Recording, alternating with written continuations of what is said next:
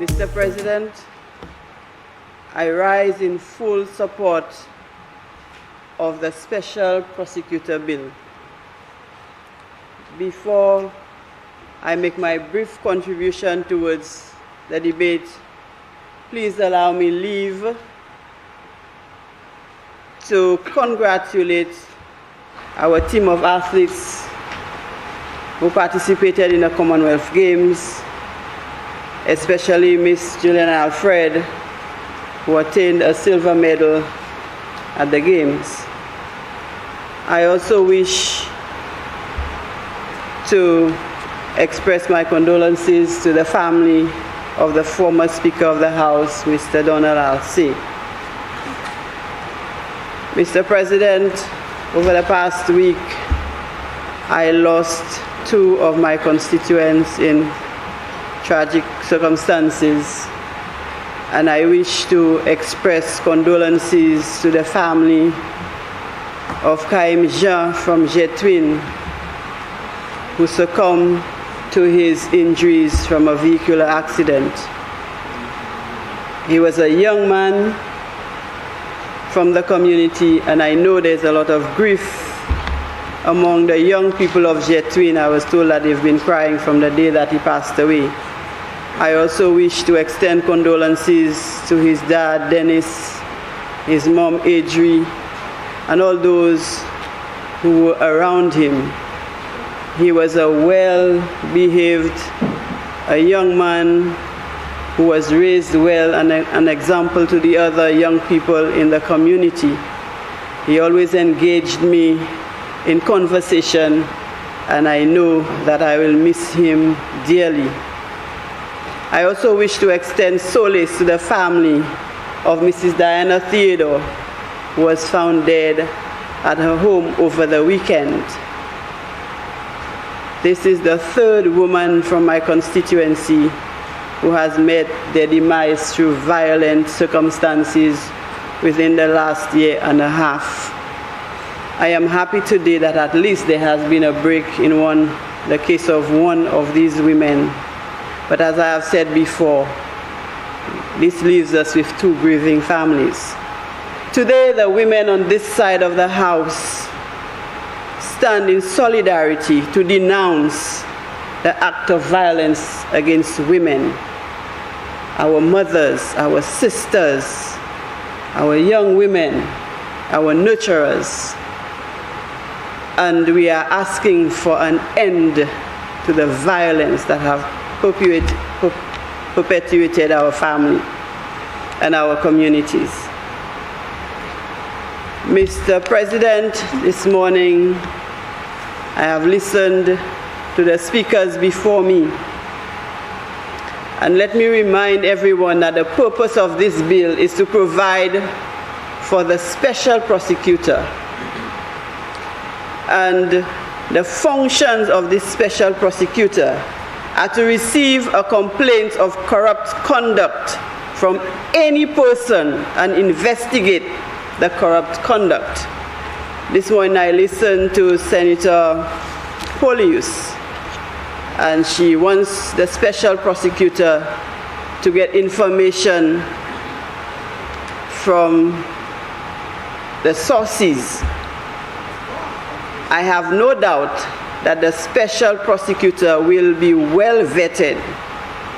He will be a professional, he or she will be a professional and will conduct his or her duties with due diligence, without interference, to investigate corrupt conduct on his or her own motion, to institute a criminal prosecution or civil case in any court against a public officer or a public official if the conduct of the public officer or public official appears to the special prosecutor on reasonable grounds to involve corrupt conduct, and to prosecute a criminal offense or a civil claim instituted by him or her in a court. So we don't leave anything to chance. We ensured, Mr. President, that this special prosecutor bill was well thought of and carefully circulated to ensure public scrutiny. And I am hopeful that it will rekindle the value of honesty and transparency in our society. Mr. President, for too long, there seemed to be silent acceptance of corruption as long as some persons are beneficiaries to the corruption. Mr. President, this morning I got a message from a St. Lucian who is very happy that this bill has come into being. And let me take the privilege to read his message. And I quote, "I have to commend your Prime Minister and his team for one of the most important pieces of legislation to come out of any administration for decades. Great job." Mr. President, this is a resident who was raised well and who has the values that our parents gave us when we were growing up. These are residents who have not lost faith in public officials, and they know the difference between an administration that is ready to work with the people, an administration that is in the interest of the people, and an administration that is not. And I am sure that there are thousands of St. Lucians who share the same sentiment as this individual who sent me this message this morning. Mr. President, public officials are elected, selected, or employed to serve the people of the country, not to serve themselves. And very often we find some public officials who are there to help themselves. And it doesn't surprise me that some of our young people now believe that to get money you have to be a politician, and as soon as you become a candidate you become a millionaire overnight, and you should have money to dish out to anybody who has. The reality is this should not be, because we are public officials and we should not take advantage of the resources of the nation. We should not behave as if the resources belong to us and we can do as we wish with them. Mr. President, the opposition, I believe, had no choice in supporting this bill, because anyone who opposes this bill condones corruption. And I am sure that the opposition would not want to be seen in a bad light. As public officials, Mr. President, we are expected to execute our duties with integrity. Mr. President, I remember when I was a school principal, I was never the sole signatory to the school's account, because my name is my most treasured possession. And this is what my grandmother preached. She always tells you, "Moun dou passe l'argent," that your name, your reputation is more important than money. And I value what my grandmother has instilled in me to this day. I know that every responsible citizen should relish a good name. And we on this side have zero tolerance to corruption and malpractice. Mr. President, during the reign of the former administration, I heard people brag about getting paid when they had not worked, and they were happy. Mr. President, this government has taken the lead to ensure that a special prosecutor is appointed, and we are prepared to pay the consequences if we are found wanting. And I don't believe that anybody should be annoyed and talk about public servants, that we are targeting public servants. I think all of us should preach integrity. All of us should preach transparency. Every one of us should preach a fair day's work for a fair day's pay. And our children should believe that they should get a good education, they should empower themselves, they should use their skills to earn a fair living, and not a mentality of getting rich fast. Because if this is the mentality we give to our children, they will find all sorts of illegal means of accumulating wealth. And I don't think that this is the society that we want to live in. And if this is what we want to live in, we have to face the consequences. Mr. President, we are aware that corruption increases inequality. So we have a few rich, and the majority, the masses, suffer.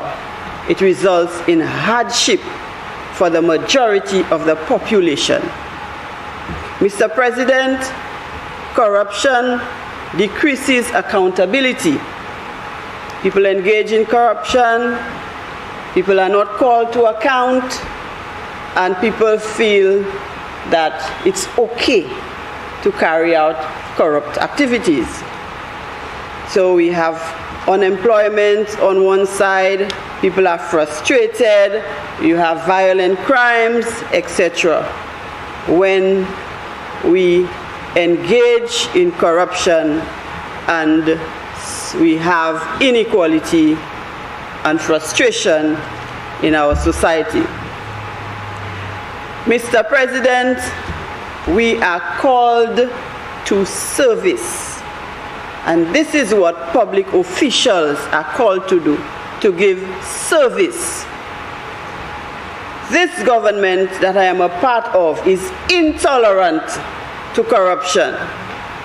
And as you have heard before, and this is the truth and the whole truth, that our Prime Minister, Honorable Philip J. Pierre, has made it abundantly clear that if you are corrupt, you cannot be a part of his team, and he gives you a free hand to walk out. This is the truth, the whole truth, and nothing but the truth. We are here, this government is here to grow our economy. We are here to serve the people of St. Lucia.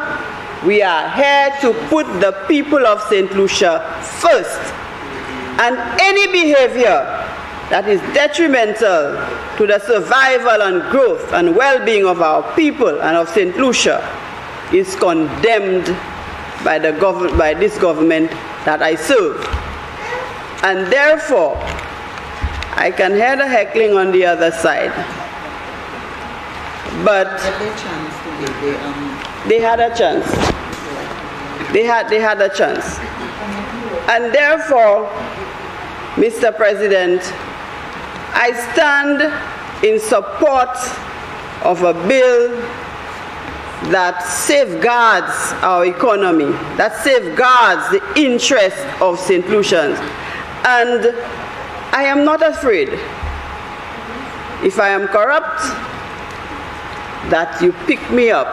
And every public servant should know that they have to serve with integrity. And if you know you are corrupt, you have to know that you have to face the consequences. So I am wondering why people are coming here to say that you know, we might be targeting public servants, we might be targeting who and whatever. We're not targeting anybody. We are trying to create a society where there is integrity. And this is what we are working at.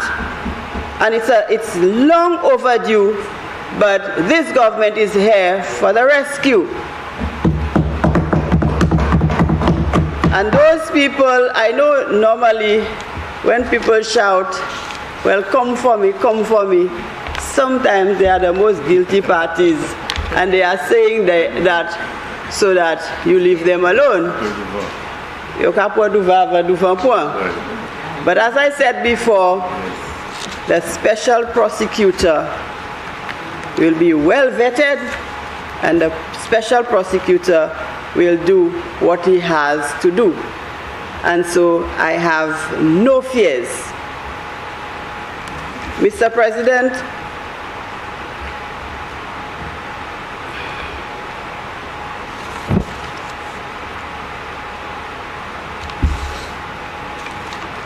I stand here, I am proud to be part of a government determined to stamp out corruption.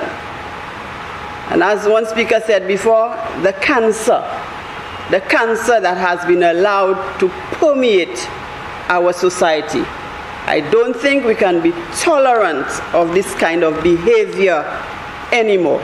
And as a people, all of us should stand united. And I'm very happy that the opposition is supporting this bill, because every one of us has to stand united to ensure that St. Lucia becomes a place that other countries would want to do business with, that young people will grow and to be proud to be St. Lucians, that the people in higher authority would be examples to our students, to our young people, so that they don't believe that in order to live a decent life, they have to be corrupt.